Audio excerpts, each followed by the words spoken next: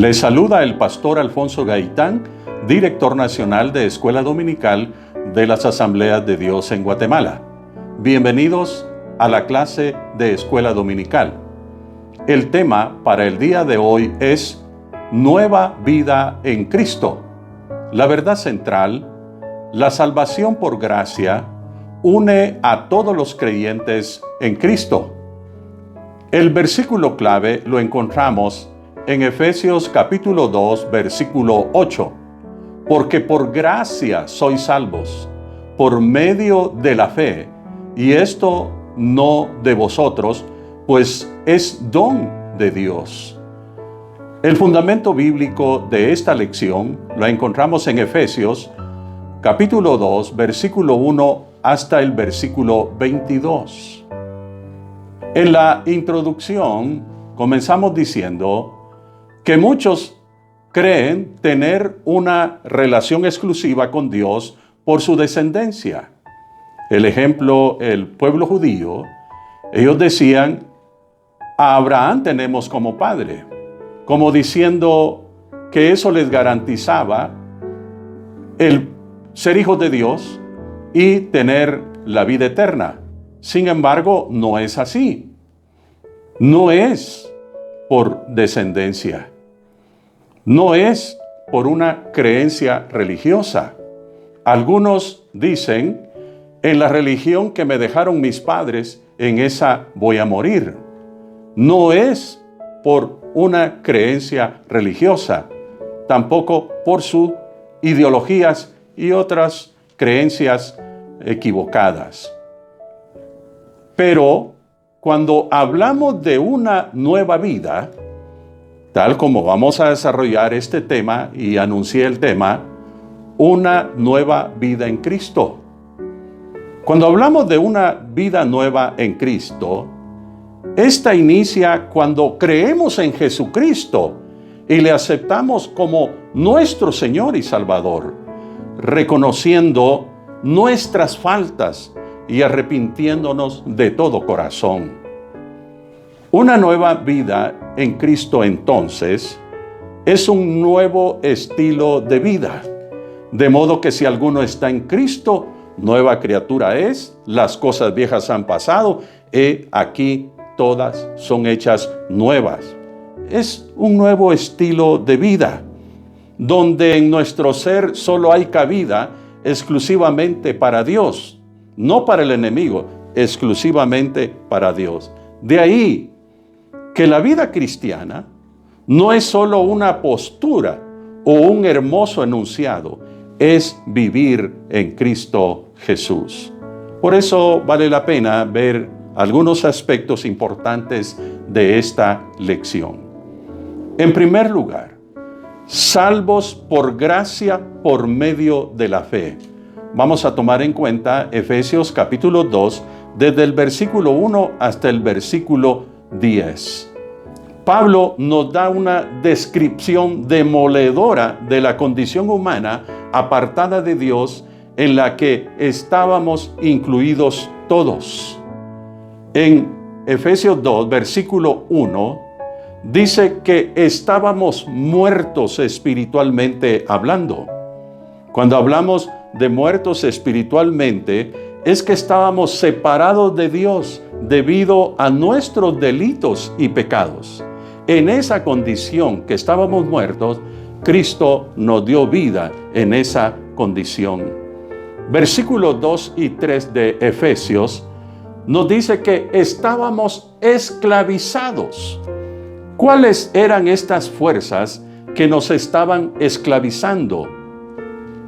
Tres fuerzas son las que aparecen en el versículo 2 al 3. La corriente de este mundo, el príncipe de la potestad del aire, en este caso es nuestro enemigo, Satanás, es el príncipe de la potestad del aire, y los deseos de la carne. Estas son las tres fuerzas que nos esclavizaban y están esclavizando la vida de muchas personas. La corriente de este mundo, el príncipe de la potestad del aire, y los deseos de la carne. Estábamos condenados. Versículo 3 de Efesios capítulo 2 dice que en la parte final de ese versículo éramos por naturaleza hijos de ira. No hijos para recibir bendición, sino por nuestra desobediencia, por nuestro estilo de vida pecaminoso, éramos por naturaleza hijos de ira. Esa era la condición en la que estábamos. En medio de esta condición desesperada que enfrentábamos por nuestra naturaleza caída, Dios ha intervenido para revertir nuestra situación. Dios nos ha dado salvación, dice el versículo 4, 5 y versículo 8, si usted lo puede leer. ¿En qué consiste esta salvación que Dios nos ha dado? En su versículo 5 nos dice que nos dio vida juntamente con Cristo. Salimos de esa condición de muerte espiritual porque cuando vino la salvación a nuestra vida, nos dio vida juntamente con Cristo. Juntamente con Él nos resucitó. Oiga bien lo que dice el versículo 6. Juntamente con Él nos resucitó. Pero en el versículo 6 nos dice que nos hizo sentar en los lugares celestiales con Cristo Jesús. O sea, nos habla de una posición superior a todo lo demás. En los lugares celestiales con Cristo nos hizo sentar. Qué glorioso es recibir esta salvación. Dios nos ha dado la salvación consistente en esos tres aspectos. Por lo tanto, es necesario que usted reciba a Jesucristo como su Salvador personal para que la situación, su estado espiritual sea revertido por el poder de Dios cuando Él le da la salvación. Entonces va a suceder todo esto. Vale la pena recibir a Jesucristo como su Salvador personal. El origen de esta iniciativa salvadora de Dios lo podemos resumir en 4 palabras. La salvación fue por su misericordia. Tenemos un Dios misericordioso. Se compadece de nuestra situación. Tenemos un Dios que se compadece de la situación en que el enemigo lo tiene esclavizado por la corriente de este mundo, por el príncipe de la potestad del aire y por los deseos pecaminosos. Al ver esa condición, Dios se compadece de usted, como se ha compadecido de nosotros, ha tenido misericordia. La otra palabra, amor. Nos recuerda nuevamente Juan 3:16, porque de tal manera amó Dios al mundo, que ha dado a su Hijo unigénito, para que todo aquel que en Él crea no se pierda, mas tenga vida eterna. Es el amor ágape, el amor de sacrificio de nuestro Señor Jesucristo, por amor a usted y a mí. Es por gracia, o sea, es por el favor de Dios y su bondad. Tenemos un Dios bondadoso. Por eso el versículo 7 del capítulo 2 nos dice, nos salvó a fin de poder mostrar en los siglos venideros las abundantes riquezas de su gracia. En el versículo 8 y 9 dice que nos salvó por gracia, porque la salvación es por gracia, por medio de la fe, y no es por obras para que nadie se gloríe. Algunos hacen muchas obras, y eso está bueno, pero lamentablemente de esa misma manera no se preocupan por la salvación de su alma en Cristo Jesús. Y recuerde, es la palabra de Dios que nos dice que por gracia se es salvo por medio de la fe en Jesucristo y no es por obras para que nadie se gloríe.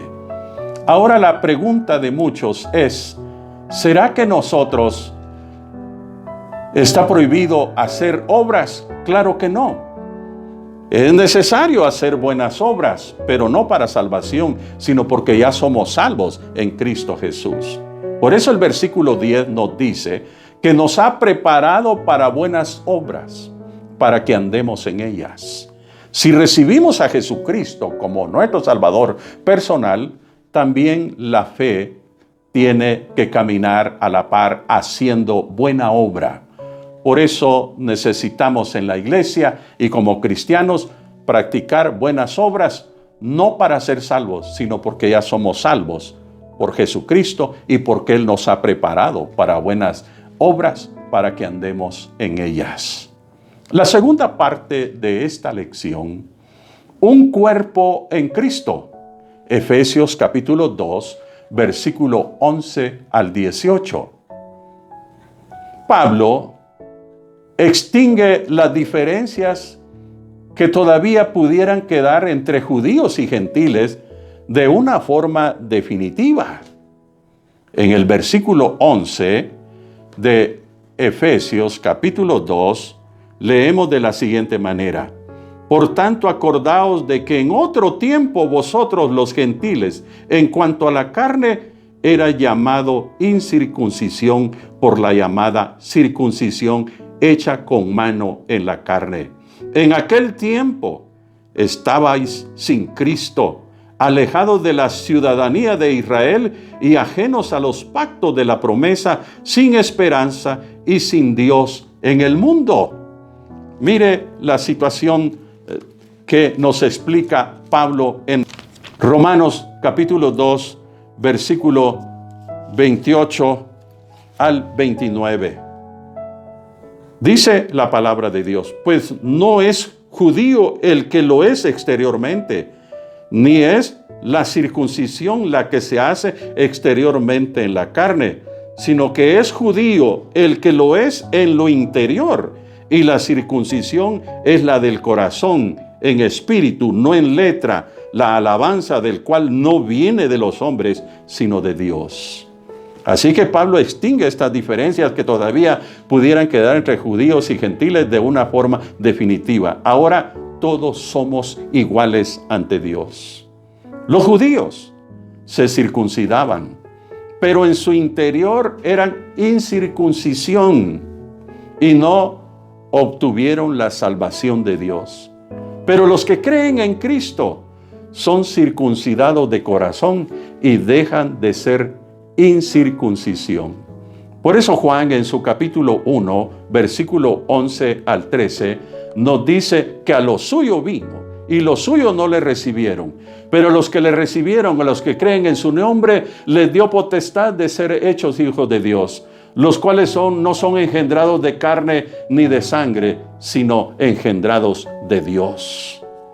¿Cuál era nuestro estado cuando estábamos sin Cristo? Lo acabamos de leer: alejados de la ciudadanía de Israel. Éramos ajenos a los pactos de la promesa, sin esperanza y sin Dios en el mundo. Pero ahora en Cristo, a los que estábamos lejos de la salvación, se nos ha hecho cercanos. Ahora, esa gran distancia que nos separaba de la salvación ha sido reducida por la sangre de Cristo. Léase el versículo 13, donde nos afirma esta gran verdad y que es de bendición para nuestra vida. Al anularse la distancia a través de Cristo, habiéndose procurado un acercamiento, nos coloca al mismo nivel de privilegio que los judíos. Leamos el versículo 13 al 18. En el versículo 13 nos dice que Él es nuestra paz, que de ambos pueblos hizo solo uno. Así es que en Cristo Jesús se terminó la enemistad. Ahora en Cristo Jesús, Él es nuestra paz. Es ahí donde toda lengua, toda raza, todos, al aceptar a Jesucristo, nos ha convertido en un solo pueblo delante de Dios, la iglesia del Señor.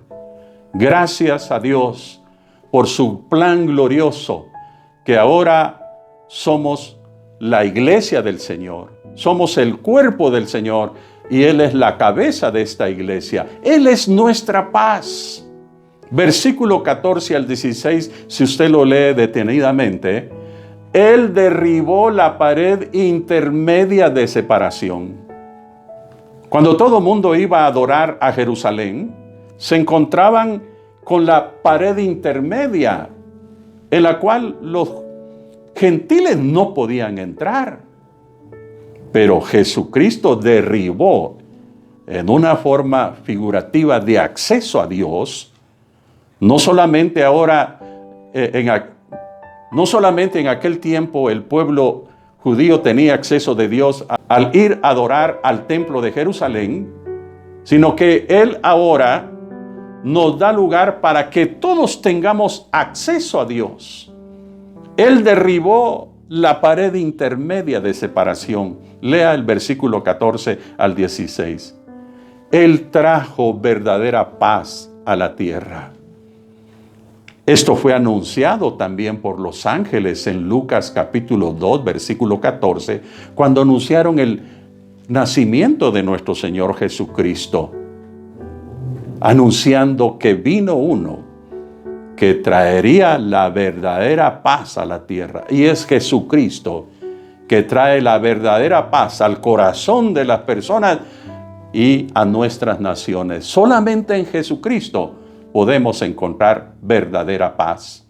Él es el único medio para tener acceso al Padre. Versículo 18. El único que nos da acceso para poder comunicarnos al Padre es nuestro Señor Jesucristo. Lamentablemente muchos han creído en una religión donde le presentan a diferentes personajes y que a través de ellos se tiene el medio para accesar al Padre. No es así. La palabra de Dios es clara, que Jesucristo es el único medio para tener acceso al Padre. La tercera parte de esta lección, ciudadanos de la familia de Dios. Efesios capítulo 2, versículos 19 al 22. Pablo señaló que los cristianos gentiles ya no eran extraños. Tenían por tanto derecho a la ciudadanía en el reino de Dios como los judíos redimidos. La iglesia puede contarse legítimamente como miembros de la familia de Dios, nos dice el versículo 19. La iglesia fue edificada a través del ministerio de los apóstoles, los profetas y Jesús, que es la piedra angular, nos dice el versículo 20.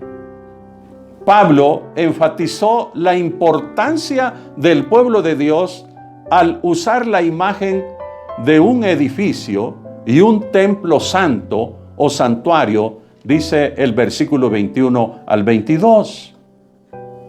El creyente debe entender que ya forma parte intrínseca de la iglesia.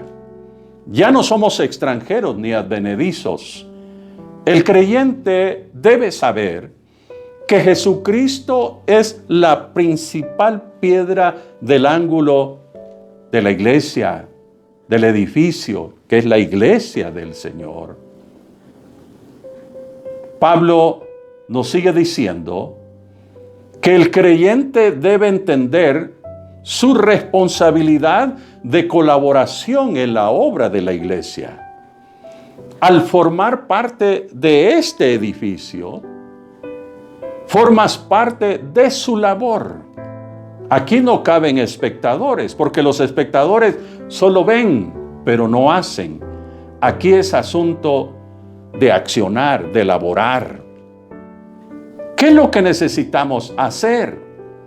Hay que estar creciendo con los demás.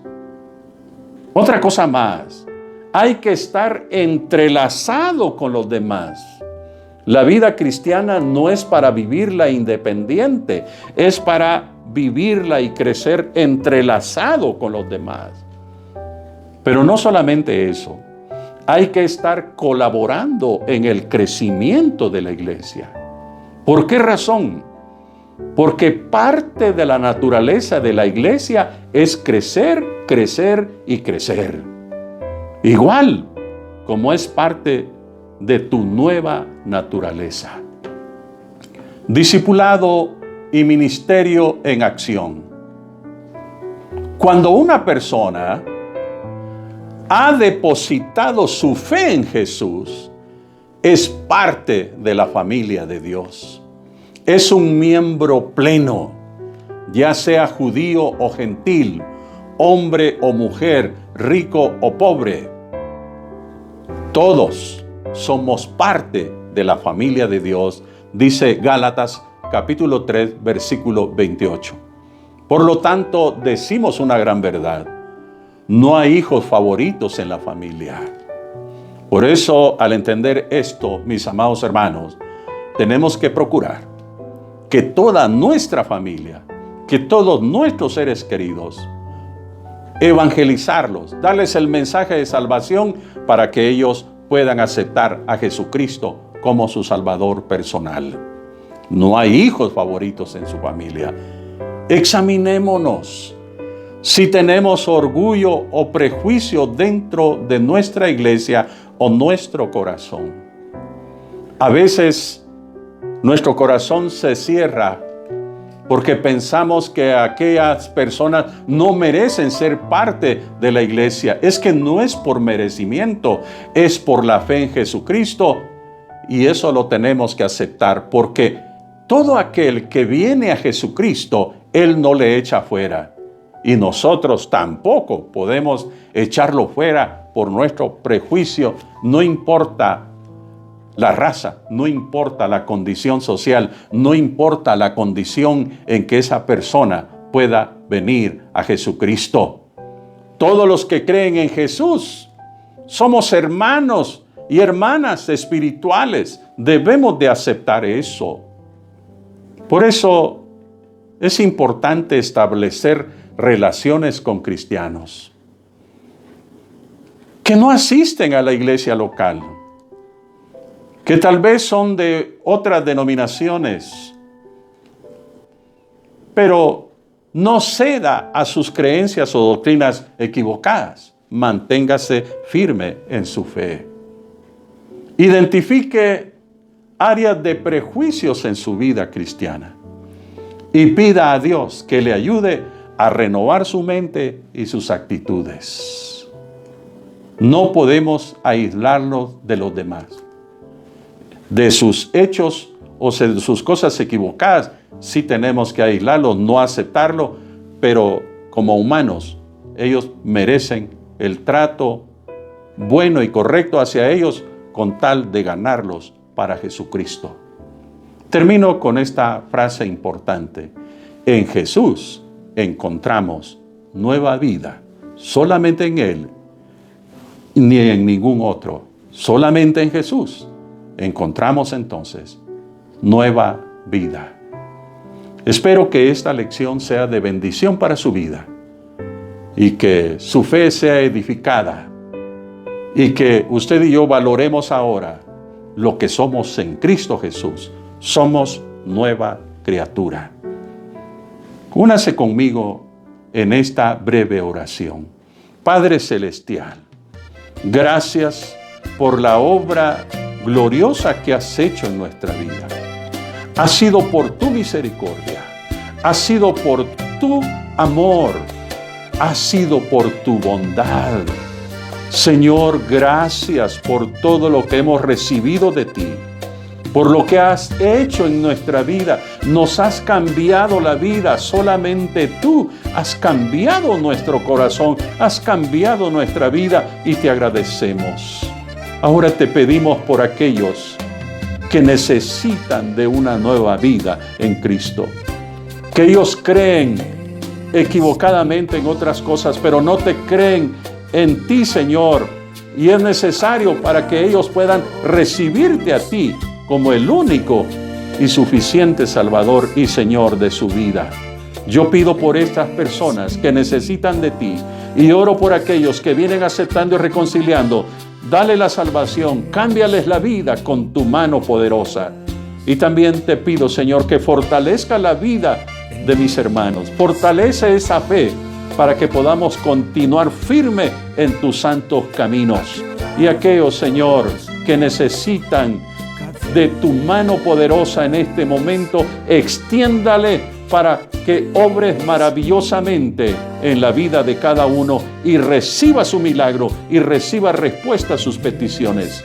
Se lo pido todo, mi Dios amado, en el nombre de Jesús y con el favor del Espíritu Santo. Amén y amén. Que Dios les bendiga. Ha sido un gusto. Hasta pronto.